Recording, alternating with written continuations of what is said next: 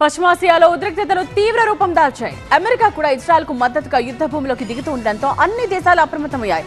Tehran లో Indian students భద్రతపై parents లో తీవ్ర ఆందోళన మొదలైంది. తమ పిల్లలు ఎలా ఉన్నారో అన్న టెన్షన్ తో ఇక్కడ విద్యార్థుల తల్లిదండ్రులకు కంటి మీద కునుకు లేకుండా పోయింది. ఇందుకు ఇరాన్ లో ఎంతమంది విద్యార్థులు ఉన్నారు, వారంతా క్షేమంగా ఉన్నారా, భారత విదేశాంగ శాఖ ఎలాంటి చర్యలు తీసుకుంది? ఇరాన్ లో సుమారు 10,000 మంది భారతీయులు నివసిస్తున్నారు. వీరిలో 6,000 మంది విద్యార్థులు టెహ్రాన్, షిరాజ్, ఖోమ్, ఉర్మియా నగరాల్లో వైద్య విద్యను అభ్యసిస్తున్నారు. వీరిలో ఎక్కువ మంది జమ్మూ కాశ్మీర్ కు చెందిన వారి. టెహ్రాన్ లోని Shahid Beheshti, Tehran University of Medical Sciences వంటి సంస్థల్లో వందలాది మంది భారతీయ విద్యార్థులు చదువుకుంటున్నారు. జూన్ 13 నుంచి టెహ్రాన్ లో పేలుళ్లు, సైరన్ల శబ్దాలతో విద్యార్థులంతా తీవ్ర భయాందోళనలో ఉన్నారు. చాలా మంది హాస్టళ్ల బేస్మెంట్లలో ఆశ్రయం పొందుతున్నారు.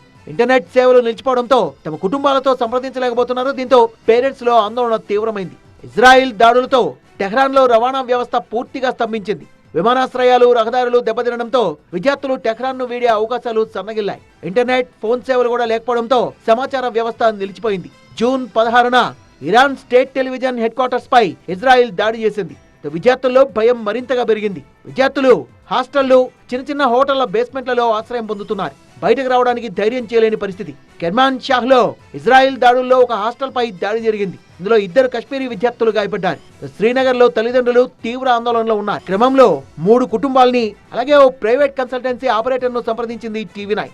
సుమారు 400 మంది భారతీయ విద్యార్థుల్ని సురక్షిత ప్రాంతమైన కూమ్ కు తరలించారని కన్సల్టెన్సీ నిర్వాహకులు చెబుతున్నారు. కానీ పేరెంట్స్ లో మాత్రం ఆందోళన తగ్గడం లేదు. वो रात को एक ही जगह वो लड़कियां हैं, एक ही जगह बैठी है और लड़कियों के साथ, क्योंकि अपार्टमेंट में थे।